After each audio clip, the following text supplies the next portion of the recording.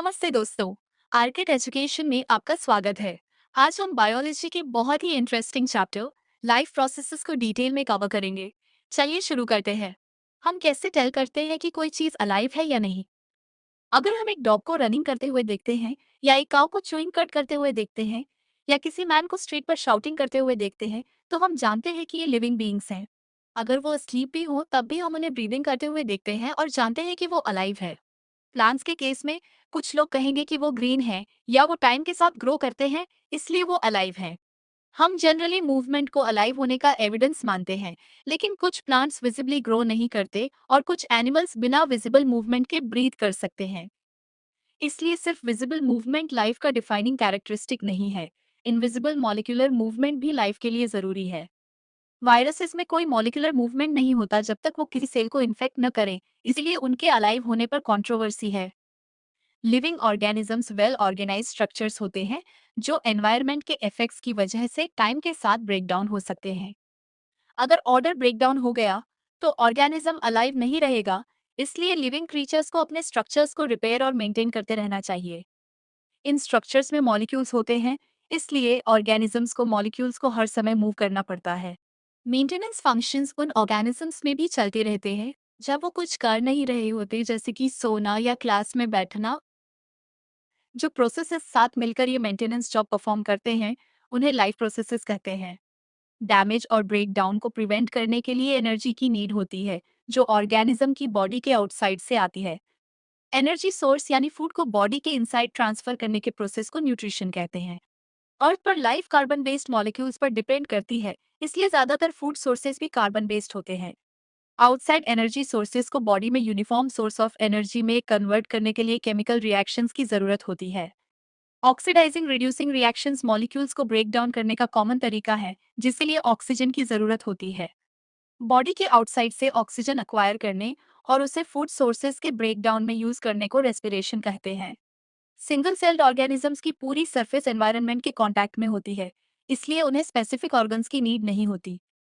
Multi cellular organisms में सभी sales direct contact में नहीं होते, इसलिए सिंपल डिफ्यूजन रिक्वायरमेंट्स को मीट नहीं कर सकता। ऐसे में फूड और ऑक्सीजन को एक प्लेस से दूसरी प्लेस तक ले जाने के लिए ट्रांसपोर्टेशन सिस्टम की नीड होती है। केमिकल रिएक्शन से यूजलेस और हार्मफुल बाय प्रोडक्ट्स बनते हैं, जिन्हें बॉडी से बाहर निकालने के प्रोसेस को एक्सक्रीशन कहते हैं। लिविंग थिंग्स अपना फूड अलग अलग तरीकों से लेते हैं। ऑटोट्रॉफ्स में ग्रीन प्लांट्स और कुछ बैक्टीरिया सिंपल इनऑर्गेनिक सोर्सेज जैसे कार्बन डाइऑक्साइड और वाटर का यूज करते हैं। हेट्रोट्रॉफ्स में एनिमल्स और फंगी कॉम्प्लेक्स सब्सटेंसेस का यूज करते हैं, जिन्हें एंजाइम्स यानी बायोकैटलिस्ट की हेल्प से ब्रेक डाउन किया जाता है। ऑटोट्रॉफ्स आउटसाइड से सब्सटेंसेस लेकर उन्हें स्टोर्ड फॉर्म्स ऑफ एनर्जी में कन्वर्ट करते हैं। कार्बन डाइऑक्साइड और वाटर को सनलाइट और क्लोरोफिल की प्रेजेंस में कार्बोहाइड्रेट्स में कन्वर्ट किया जाता है। एक्स्ट्रा कार्बोहाइड्रेट्स को स्टार्च के फॉर्म में स्टोर किया जाता है। फोटोसिंथेसिस में 3 स्टेप्स होते हैं। लाइट एनर्जी का क्लोरोफिल द्वारा एब्सॉर्प्शन, लाइट एनर्जी का केमिकल एनर्जी में कन्वर्शन, और वाटर मॉलिक्यूल्स का स्प्लिटिंग, और कार्बन डाइऑक्साइड का कार्बोहाइड्रेट्स में रिडक्शन। लीव्स की सरफेस पर टाइनी पोर्स होते हैं, जिन्हें स्टोमाटा कहते हैं, जहां से मैसिव गैशियस एक्सचेंज होता है। गार्ड सेल्स स्टोमाटल पोर की ओपनिंग और क्लोजिंग कंट्रोल करते हैं। जब उनमें वाटर फ्लो करता है तो वो स्वेल होकर पोर को ओपन कर देते हैं। प्लांट सॉइल से नाइट्रोजन, फास्फोरस, आयरन और मैग्नीशियम जैसे अदर रॉ मटेरियल्स अब्सॉर्ब करते हैं। ब्रेड मोल्ड्स, यीस्ट और मशरूम्स जैसे फंगाई फूड को बॉडी के आउटसाइड ब्रेक डाउन करके अब्सॉर्ब करते हैं। कस्कुटा, टिक्स, लीचेस और tape worms parasitic nutritive strategy का यूज करते हैं बिना प्लांट्स या एनिमल्स को किल किए। अब आगे बढ़ते हुए कुछ लाइफ प्रोसेसेस को डिटेल में समझेंगे। न्यूट्रिशन इन एनिमल पे सबसे पहले न्यूट्रिशन इन अमीबा की बात करेंगे। एमीबा सेल्स सरफेस के टेम्पररी फिंगर लाइक एक्सटेंशंस, जिसे स्यूडोपोडिया कहते हैं, का यूज करके फूड पार्टिकल को घेर कर फूड वैक्यूल बनाता है। वैसे ही हम अब न्यूट्रिशन इन ह्यूमन की बात करेंगे, जो कि एलिमेंट्री कैनाल्स और ग्लैंड से बने हुए होते हैं, जिसमें एलिमेंट्री कैनाल माउथ से लेकर अनस तक एक लॉन्ग ट्यूब होती है। माउथ में टीथ फूड को क्रश करते हैं और सैलिवरी ग्लैंड सलाइवा सेक्रीट करते हैं। सलाइवा में सैलिवरी एमिलेज एंजाइम होता है, जो कॉम्प्लेक्स स्टार्च को सिंपल शुगर में ब्रेक डाउन करता है। पेरिस्टाल्टिक मूवमेंट्स फूड को गट में आगे पुश करते हैं और फूड इसोफेगस से स्टमक में जाता है। स्टमक की gastric glands hydrochloric acid, pepsin, जो कि एक प्रोटीन डाइजेस्टिंग एंजाइम है, और म्यूकस रिलीज करती हैं। एसिडिक मीडियम पेप्सिन के एक्शन को फैसिलिटेट करता है। फूड स्टमक से स्मॉल इंटेस्टाइन में जाता है, जो कार्बोहाइड्रेट्स, प्रोटीन्स और फैट्स के कंप्लीट डाइजेशन की साइट है। हर्बीवोर्स की स्मॉल इंटेस्टाइन लॉन्गर होती है सेल्यूलोज डाइजेस्ट करने के लिए, जबकि कार्निवोर्स की शॉर्टर होती है। लिवर से बाइल जूस आता है जो फूड को अल्कलाइन बनाता है और फैट्स को स्मॉलर ग्लोब्यूल्स में ब्रेक करता है। पैंक्रियास से पैंक्रियाटिक जूस आता है जिसमें ट्रिप्सिन प्रोटीन्स के लिए और लाइपेज फैट्स के लिए एंजाइम्स होते हैं। स्मॉल इंटेस्टाइन की इनर लाइनिंग पर विलाई होते हैं जो अब्जॉर्प्शन के लिए सरफेस एरिया बढ़ाते हैं। अनअब्जॉर्ब फूड लार्ज इंटेस्टाइन में भेजा जाता है जहां वाटर अब्जॉर्ब होता है और रेस्ट मटेरियल अनस से बाहर रिमूव हो जाता है। डेंटल केरीज या टूथ डिके एनामल और डेंटिन की ग्रेजुअल सॉफ्टनिंग से होता है जब बैक्टीरिया शुगर्स पर एक्ट करके एसिड्स प्रोड्यूस करते हैं। अब आगे रेस्पिरेशन की बात करेंगे, जिसके द्वारा सभी living beings organisms oxygen intake करते हैं और फूड यानी ग्लूकोज को तोड़कर एनर्जी मींस एटीपी उत्पन्न करते हैं जो शरीर के कार्यों के लिए आवश्यक होती है। न्यूट्रिशन से मिला फूड मटेरियल सेल्स में एनर्जी प्रोवाइड करने के लिए यूज होता है। फर्स्ट स्टेप साइटोप्लाज्म में होता है, जहां glucose means 6 carbon molecules cytoplasm में पाइरुवेट मींस 3 कार्बन मॉलिक्यूल्स और एनर्जी में बदलता है। एनारोबिक रेस्पिरेशन की बात करें तो यीस्ट में एब्सेंस ऑफ ऑक्सीजन में पाइरुवेट एथेनॉल और कार्बन डाइऑक्साइड में कन्वर्ट होता है। एरोबिक रेस्पिरेशन में माइटोकॉन्ड्रिया के अंदर प्रेजेंस ऑफ ऑक्सीजन में पाइरुवेट ब्रेक होकर कार्बन डाइऑक्साइड और वाटर बनाता है। एरोबिक प्रोसेस में एनारोबिक के कंपैरिजन में बहुत ज्यादा एनर्जी रिलीज होती है। मसल सेल्स में लैक ऑफ ऑक्सीजन होने पर पाइरुवेट लैक्टिक एसिड में कन्वर्ट हो जाता है जिससे क्रैम्प्स होते हैं।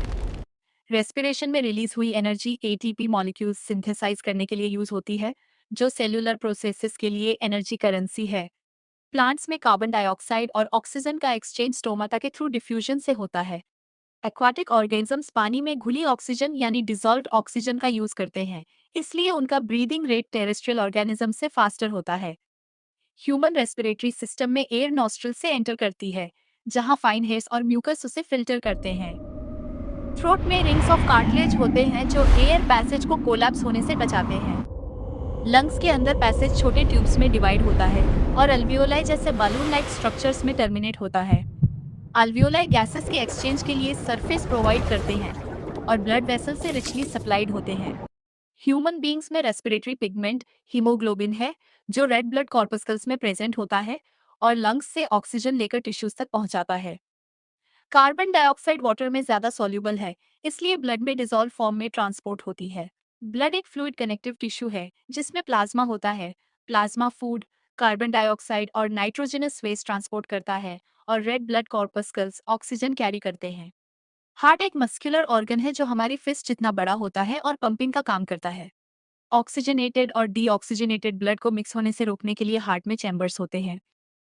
लंग्स से oxygen From the rich right blood left ventricle, atrium में आता है, deoxygenated blood फिर is left pumped into ventricle the में जाता pulmonary है जो इसे artery. In पूरी the बॉडी lungs, में the पंप blood कर receives देता है। oxygen and turns body bright से red. It then deoxygenated flows blood through the right pulmonary atrium में veins आता into है the left. और फिर राइट वेंट्रिकल इसे ऑक्सीजनेशन के लिए लंग्स में भेजता है।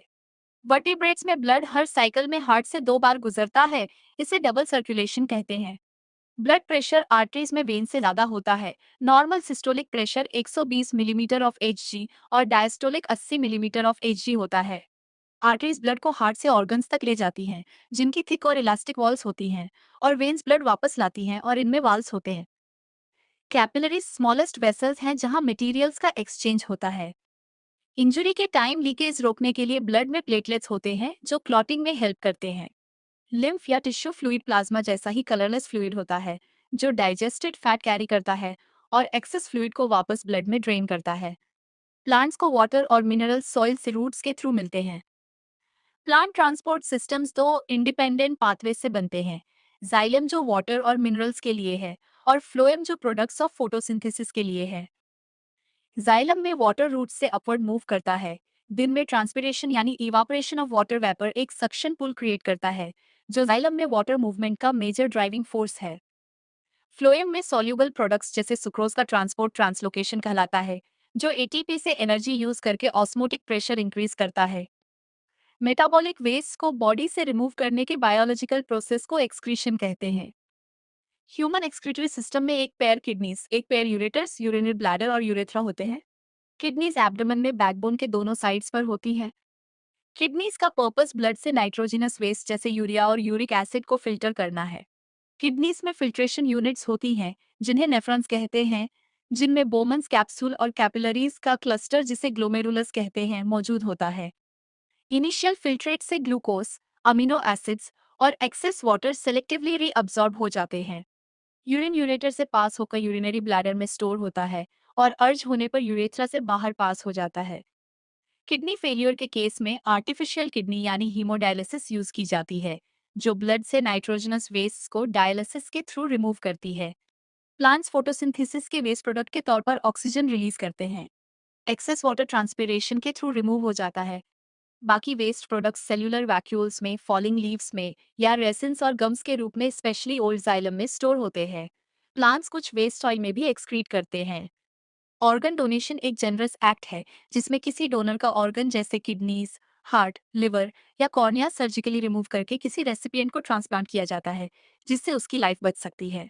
तो दोस्तों, ये था लाइफ प्रोसेसेस चैप्टर का कंप्लीट डिटेल। मुझे उम्मीद है कि इस वॉइस ओवर स्क्रिप्ट से आपके सारे कॉन्सेप्ट्स अच्छी तरह क्लियर हो गए होंगे। अगर आपको ये वीडियो पसंद आई हो और इससे आपको मदद मिली हो, तो हमारे चैनल को सब्सक्राइब करना बिल्कुल न भूलें। आपकी बोर्ड प्रिपरेशन को और भी स्ट्रॉन्ग बनाने के लिए हमने इस चैप्टर के PYQ previous year questions video के एंड में अटैच कर दी है। उन्हें जरूर चेक करें ताकि आपकी प्रैक्टिस एकदम परफेक्ट हो जाए। पढ़ते रहिए, बढ़ते रहिए और देखते रहिए आरकैट एजुकेशन। मिलते हैं अगली वीडियो में, तब तक के लिए ऑल द बेस्ट।